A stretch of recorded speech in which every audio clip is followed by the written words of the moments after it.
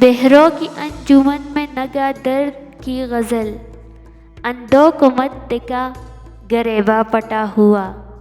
دنیا کی حقیقت تو یہ ہے کہ جس کی جیب میں وزن ہوتا ہے اس کی بات میں بھی وزن آ جاتا ہے۔ کچھ لوگ اپنے خلوص کی وجہ سے اور کچھ لوگ اپنی منافقت کی وجہ سے عمر بھر یاد رہ جاتے ہیں۔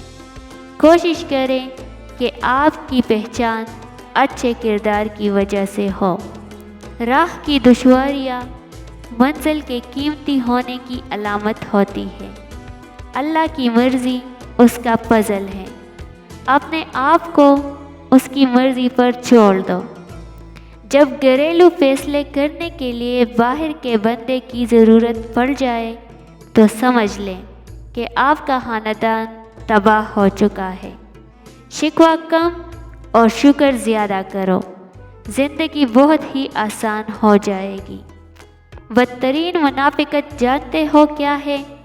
امیر سے ہنس کر ملنا اور غریب سے تکبر سے۔ ٹوٹ سا گیا ہے اندر کچھ، بات کروں تو بگڑ جاتا ہے۔ تم صرف خدا کو جانو، باقی پھر خدا جانے، اس کی عطا جانے۔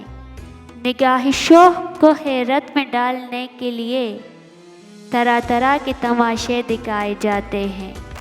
تعلق سب سے ہے پر امید کسی سے نہیں۔ ضروری نہیں کہ لکھا جانے والا ہر لفظ پڑھنے والے کے معیار کے مطابق ہو۔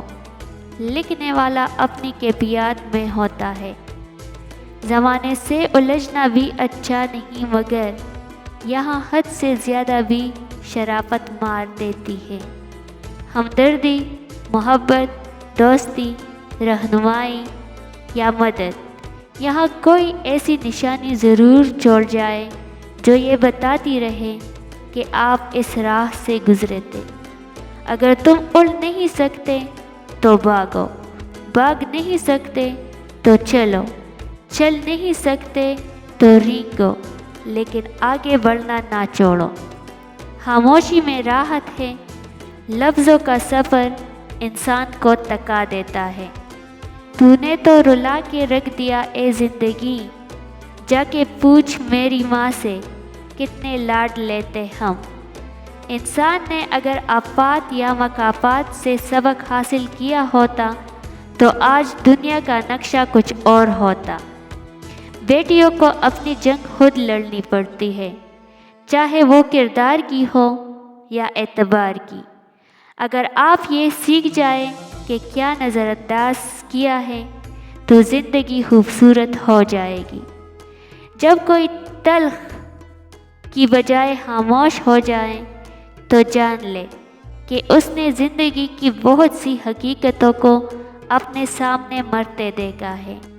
بیماری واحد شے نہیں ہوتی جو انسان کو ڈھا سکتی ہے، دکھ زیادہ زوراور ہوتے ہیں۔